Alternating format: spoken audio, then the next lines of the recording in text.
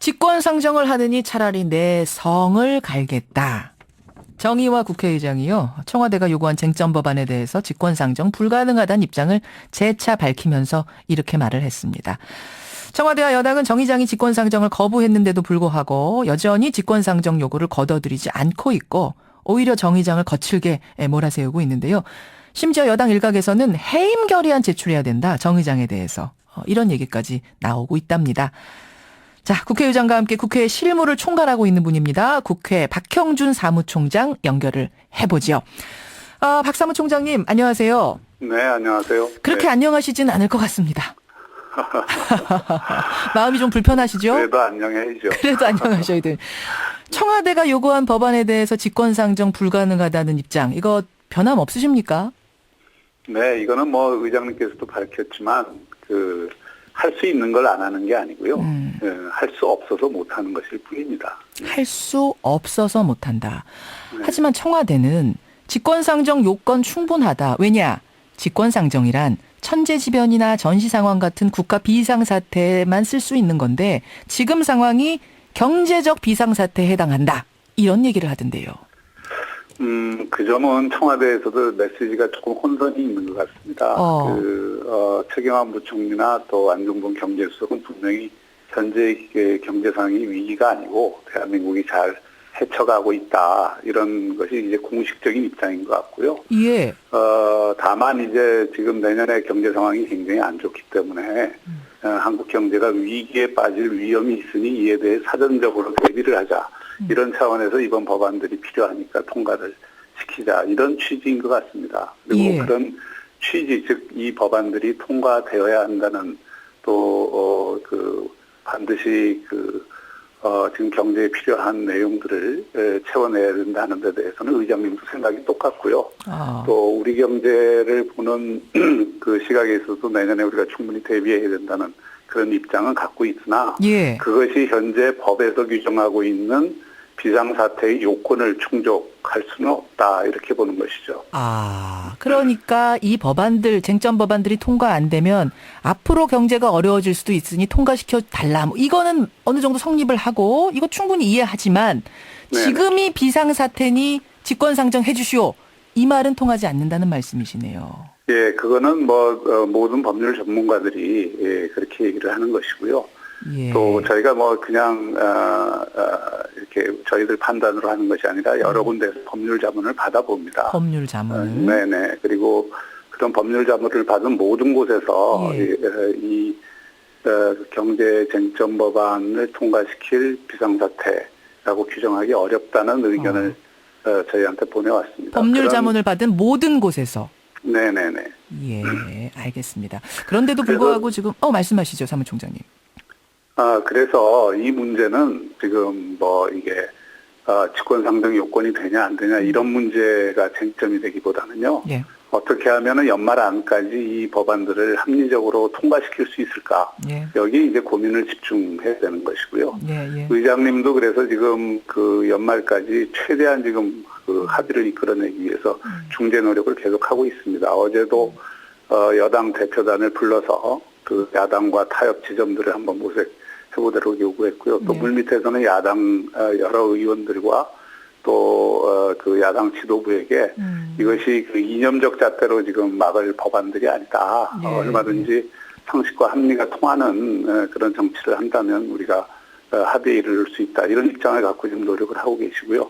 어제 야당 쪽에서도 문재인 대표가 이 경제 법안에 대해서 좀 새로 검토를 해라. 이런 지시가 있었던 것으로 알고 있거든요.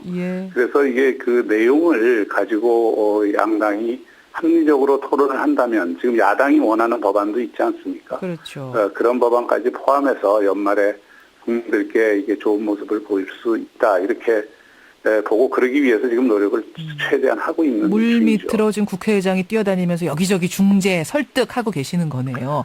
그렇습니다. 알겠습니다. 근데 어쨌든 그래도 여당 일각에서는 해임 결의안 제출해야 된다, 국회의장실 점거해야 된다, 이런 극단적인 말까지 나오는데 지금 정의화 의장 곁에서 지금 계속 상황을 같이 보고 계시는 분이시잖아요, 박 사무총장님. 네네.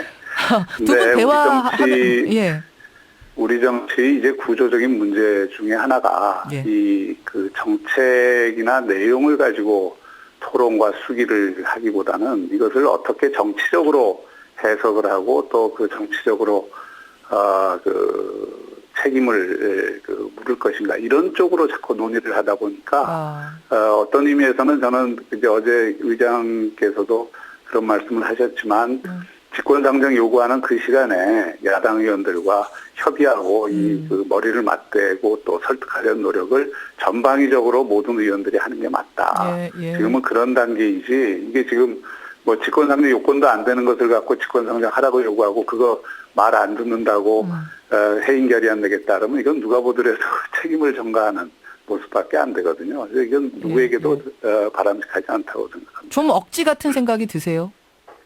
뭐 그런 감정적 판단을 제가 할 위치에 있지 않고요. 어쨌든 지금 필요한 것은 이 책임을 떠넘기는 것이 아니라 실제로 책임의 주체로서 각자가 맡은 알겠습니다. 위치에서 예. 일을 하는 것이죠. 네. 청와대 정무수석 지내셨잖아요. 박형준 사무총장님. 네, 그렇습니다. 이명박 정부의 청와대 정무수석 지낸 분으로서. 이번에 청와대에서 직권상정 요구를 국회의장한테 전달하러 온 사람이 바로 그 정무수석이었습니다. 현기환 정무수석. 그러고 나서 기자들한테 국회의장이 선거법만 직권상정한다는 건 국회의원 밥그릇에만 관심 있는 것이다. 이런 발언을 하는 바람에 또 그게 크게 논란이 됐습니다. 같은 정무수석 지낸 분으로서 이 기자 브리핑과 이 발언 어떻게 보세요? 또 싸움 붙이시려고 하세요?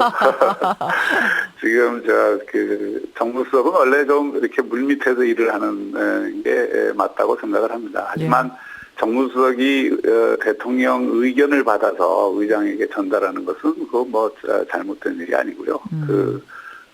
그러나 이제 그런 어떤 과정도 가능하면 그렇게 공개적으로 안 했으면 더 좋았을 뻔했다는 생각을 갖고 있습니다. 공개적으로 안 해야 되는 이유는 뭐죠?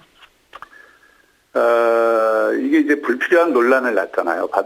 이번에도 뭐 바로 이게 뭐 대통령과 국회의장이 충돌하는 것처럼 지금 의장님의 기본적인 입장은 이 대통령님의 지금 나라에 대한 걱정, 이 문제의식에 대해서는 공감을 하고 있거든요. 그래서 이제 그런 부분에서 이 문제를 어떻게 처리할 건가 하는 문제에 관해서는 입법부 수장으로서는 이 민주주의도 경제와 마찬가지로 우리가 먹고 사는 공기와 같습니다. 그래서 그런 어떤 법치주의를 지키고 민주주의를 지키면서도 지금 국정 운영의 그 방향을 훼손하지 않는 그런 어떤 타협점이 없을까를 고민을 하고 있는 것이죠. 예. 이 얘기는 신중치 못한 거였다라는 말씀이시네요. 이렇게 공개를 해서 밥그릇까지 얘기가 나온 걸 보면. 사실 이 밥그릇 얘기 듣고서는 많은 국회의원분들이 좀 부글부글 하셨을 것 같은데요. 그건 제가 모르겠습니다. 마음이 너그러우세요, 우리 사무총장님. 말씀 듣다 보니까. 알겠습니다. 계속 야당 설득하고 여야 간 대화 촉구하고 이런 노력을 하고 계시는데 그럼에도 불구하고 임시국회 끝나는 내년 1월 8일까지 야당이 이 법안 논의에 나서지 않을 경우 혹시 그때는 그럼 직권상정이란 카드를 쓸 가능성 있습니까? 다시 말씀드리지만 선거구 획정을 못해서 이게 12월 31일이 끝나면 모든 선거구가 없어지고 이 무법 상태가 되거든요. 그러면 민주주의의 꽃이 선거인데 선거를 못하는 상황이 벌어지는 것, 이거 자체는 입법 비상사태라고 볼 충분한 근거가 된다는 것이 법률 전문가들의 의견입니다. 그래서 선거구 획정안의 경우는 직권상정하겠다 선거법 하셨고요. 획정안의 경우에는 그래서 그런 비상 상태에서는 직권상정도 고려할 수 있다는 게 의장 입장이고요. 그러나 이 경제법안에 관해서는 이것이 비상사태임을 입증할 수 있는 여러 가지 어떤 요건들이 필요합니다. 그래서 그런 요건이 갖춰지지 않는 이상 절차적으로 보면 직권상정하기 어렵다. 그러니까 직권상정의 요건 중에 지금 할 수 있는 거는 여야 합의입니다. 그래서 여야 합의를 어쨌든 최대한 끌어내고 끌어내는데 노력을 하는 외에는 의장이 가진 수단이 별로 없습니다. 1월 8일이 아니라 언제가 될지라도 지금 같은 상황을 비상사태라고 보긴 어렵다. 따라서 직권상정 요건에 들지 않는다는 입장엔 변함이 아니 뭐 앞으로 경제 상황이 어떻게 전개되느냐에 따라서 그런 요건이 충족될 수도 있겠죠. 그리고 또 하나는 이 법안들의 내용에 대해서 이렇게 좀 예를 들어서 금융실명제 같은 경우에는 이게 경제 자체를 흔드는 그런 의미를 갖고 있기 때문에 그야말로 특단의 조치를 포함하고 있기 때문에 당시에 긴급 재정 명령을 했던 것 김영삼 아닙니까? 대통령. 그러니까 이제 그런 정도 수준의 그 특단의 조치를 포함하고 있다든지 경제의 어떤 비상 상황을 얘기하는 그런 그 내용들이 충족되지 않으면 의장으로서는 그런 직권상정이라는 결단을 내리기가 어려워. 알겠습니다. 뭐 분명한 입장 가지고 계시네요. 근데 지금 쟁점 법안 논란의 근간을 보자면 역시 이제 국회 선진화법이 있는 겁니다. 국회 네네. 선진화법. 손질을 좀 해야 된다 말아야 된다 이런 논란들이 계속 있어 왔는데 어떻게 보세요? 저는 손질을 해야 된다는 입장입니다. 해야 된다는 입장이세요? 예. 국회 선진화법은 그 취지 자체는 그 여야 간의 합의를 통해서 모든 문제를 풀어라고 하는 긍정적 취지를 담고 있습니다. 그렇죠. 그런데 이거를 너무 이제 그 형식적으로 그 강제를 하다 보니까 의도하지 않은 여러 가지 결과들이 나타나는 거죠. 그러니까 법안 심사가 그 불필요하게 지연된다든지 또 쟁점이 생기면은 어떤 다수당의 입장에서 하나도 자신의 의견을 관철하기 어려워진다든지 또 이런 상황이 되니까 여야 간에 이제 협의를 해야 되니까 서로 주고받고식 그 거래를 할 수밖에 없습니다. 딜을 하게 되는 이런 것들. 그러면서 실제로 경제나 사회나 국민들의 삶의 질에 필요한 높은 수준의 합의가 되는 것이 아니고요. 이게 항상 낮은 수준의 합의밖에 안 되는 이런 어떤 문제들이 있습니다. 그래서 지금 세상은 굉장히 빨리 변하고 법도 이 세상의 변화에 맞게 그때그때 순발력 있게 통과를 시켜줘야 녹은 아이스크림이 안 되는데 이게 지금 계속 시간이 지연되고 이러면서 법안이 통과돼도 그 효과가 반감되는 이런 상황이 반복되기 녹은 때문에 아이스크림 같은 상황은 안 되게 해야 된다. 그런 의미에서 선진화법 손질이 필요하다. 요거는 또 사실은 논란의 여지가 있기 때문에 오늘은 사무총장의 입장을 듣는 것으로 하고요. 다음에 또 한번 논의를 해보도록 하죠. 여기까지 말씀 듣겠습니다. 고맙습니다. 네, 감사합니다. 국회의장과 함께 국회 일을 하고 있는 분이죠. 박형준 사무총장이었습니다.